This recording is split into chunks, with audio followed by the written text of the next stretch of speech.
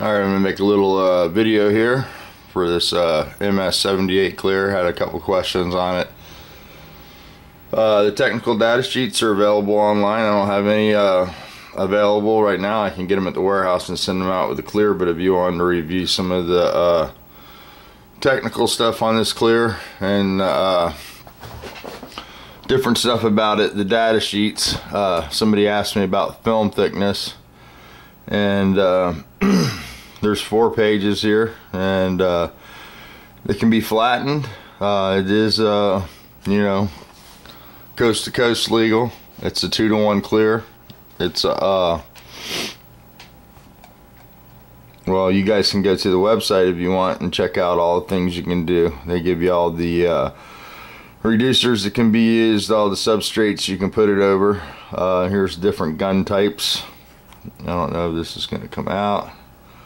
Sometimes it does there. They have the Iwata LP H400, the Tenkin Pro Light, the SATA RP 4000, of course, and 1.3 to 1.4 fluid tip, LVX air cap with the Iwata, the TE10 with the Temkin, and the SATA RP has its own cap, so that's why it has NA there, depending on the gun setup for clear or base. But it looks like the pressure is anywhere from 14 to 16 pounds. It's a low pressure clear. So flash time after first coat is 4 to 7 minutes. Flash time after second coat 8 to 12 minutes. Flash time after third coat, which is optional, 10 to 15 minutes. Out of the booth time is 30 to 45 minutes depending on temperature and layer thickness.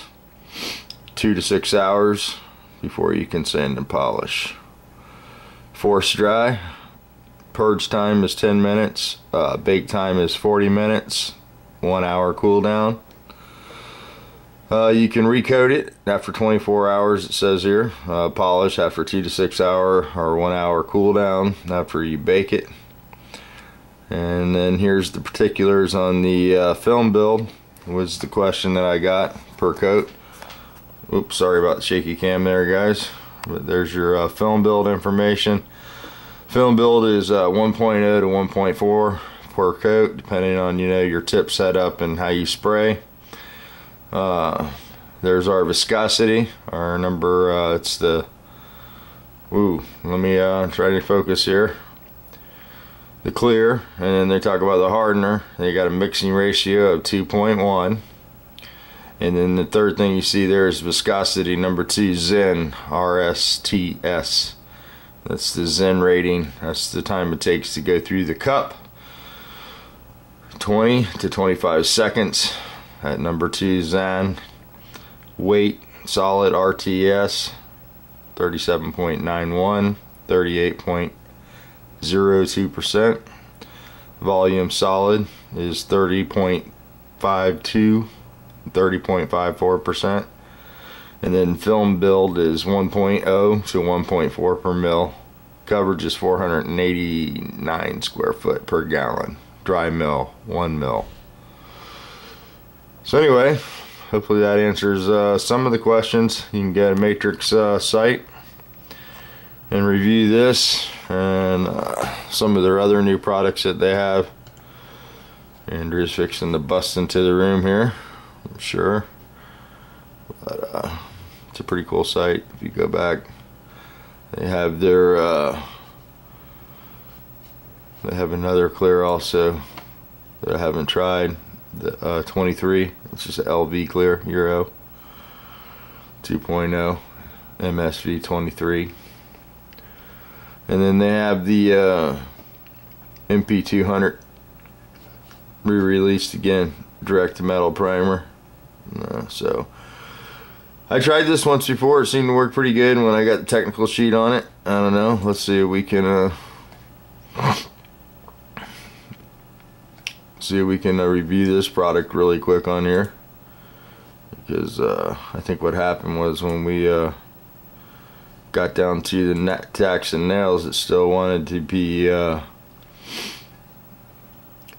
comparable substrates. steel, aluminum, fiberglass, body filler, aluminum e-coat, finishes, plastics. And it doesn't have the asterisks by any of the substrates anymore there. So very possible that they've reformulated and have this worked out where it will go directly over steel now. But I am looking for the little footnotes, tech tips.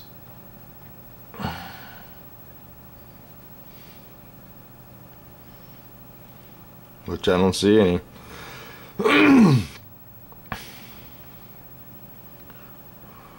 So that might be an alternative for you guys that don't like epoxy primer. I know there's some of us out there that don't, and you know, this is a way around it. And it's direct metal, and it says it's formulated for corrosion protection and da da da da da. And I think this might be what Matt was asking me about. And I'll get a little sample of this and we'll retry some of it, you know, see how it works, stuff like that. But anyway, it was sort of fun doing that candy job. It came out really good. It was probably one of the best paint jobs I've done in a long time. Those parts came out really sweet. There was one small problem, that they were the wrong color, and the customer brought his own paint. That was actually a body shop brought those parts over for me to spray. They didn't like to do the candy stuff, and they took and had it profited at one of the local paint stores, and they profited into that Deltron. And the profit doesn't always work. That's a spectrometer, it's a camera, and a lot of times on the Harley stuff it's custom formulated. And the paint's always available from Harley. If you have a Harley, you can actually go to Harley and buy the actual paint from them. And the match is pretty good most of the time, but the price is just astronomical. So he'll be going to Harley and buying some paint, and I'll probably just go to his shop this time to help him out with those, and we'll let him scuff them and get them ready, and then we'll go over there and paint them so he doesn't have to pay full pot twice. But yeah, so those came out really nice, and that was the first time I ever used that clear. And I've got a hood out in the shop right now that I have to repaint off that truck, and it turned out not to be all that bad, but it had some issues, so I went ahead and sanded it down and did a reprime on it there with some MPH3, and we'll sand that this morning, and then we'll get it based out, and then we'll use some of this new clear on it. I got a gallon kit, and I got a quart to send to Tom's Wonderful World. And I told you she would bust in while I was making the video. But there she goes. So, but anyway, Tom, I'll get that out to you. You know, and my Andrew will get it out to you, I should say. So it's taking a day off today, and then she'll be back at work tomorrow. So we'll get that shipped out to you. But yeah, that video is pretty cool for me because a lot of the old guys that I really like to see comment on my videos make comments, and you know, it doesn't matter how many videos I make or how many subscribers I get. Each and every subscriber is important to me, but there are a handful of subscribers that are sort of my mentor. And I watched Damien's video, and thanks for the kind words, Damien. SRV Jedi Knight over there, he's a pretty cool dude. Go check him out. And there's some of you guys that make videos that inspired me to make videos, and you know who you are. And every once in a while you'll comment on my videos, and I think that's pretty cool. But I hope that answered some questions on the new clear. I think Matt had asked me about this MP200 direct metal primer, about a price on it.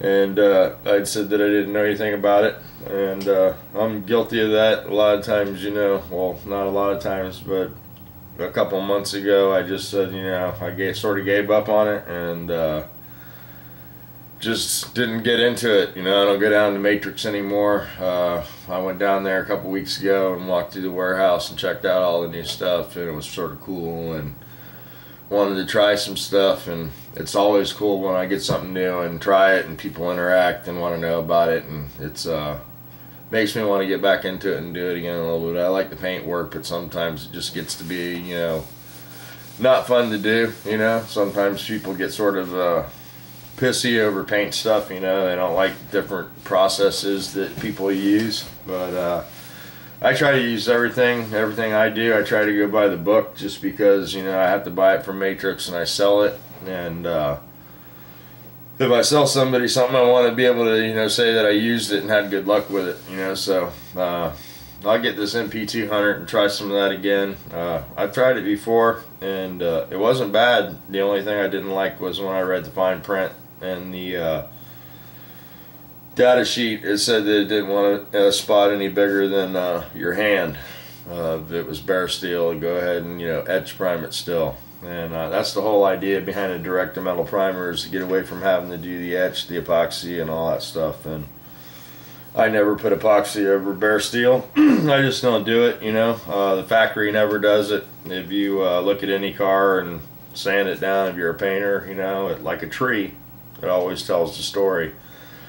And the car is dipped in E-coat first, and they usually use epoxy for a sealer for the base, and to make the car one color.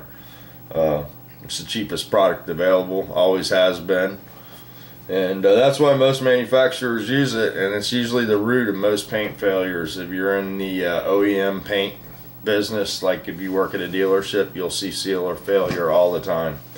So I'll get some of this MP200 direct to metal. We'll give that a try, and you know, I'm not saying that I don't use epoxy. I'm not an advocate of it. I don't push it. And I know there's other companies out there that have reformulated their products as they take the chromates and the different chemicals out of primers and stuff that actually protect metal. You know, they have to come up with new stuff, and I realize that they're always coming up with new stuff. And I've been reluctant to try the LV line, but I do realize that that's where the technology's at. You know, the technology's not going to be in the 42 clear or the MS20 clear or the you know, the AG40. I mean, that stuff's been on the market for a while, and you know, where the market's going is to water, low solvent, and low VOC.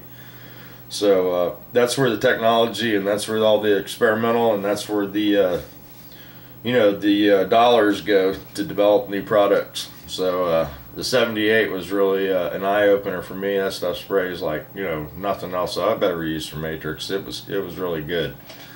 So we'll get some of that out to Tom's Wonderful World and let him try it. And you know, he doesn't have the best conditions either, neither do I. Some people think that I have really good conditions here, but I don't. I've got pretty much a compressor with a rubber hose coming off of it, and I've got a little better compressor now, but it's not, you know, the best compressor. And so it's probably the same setup a lot of you guys have in your garage. So that's the other thing, is to make sure the product works in an environment that you're going to be using it in. And if you're a shop, you can always contact Matrix direct. Go to their website, get a dealer in your area, tell them you want to try their product out, have the dealer come by your shop.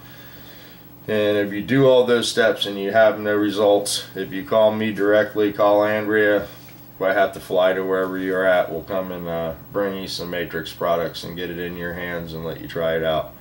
But give it a try. It's really good stuff. And guys, thanks for the comments, thanks for the subscriptions, and when we get out in the shop, we'll paint that hood, and I'll make a video of it.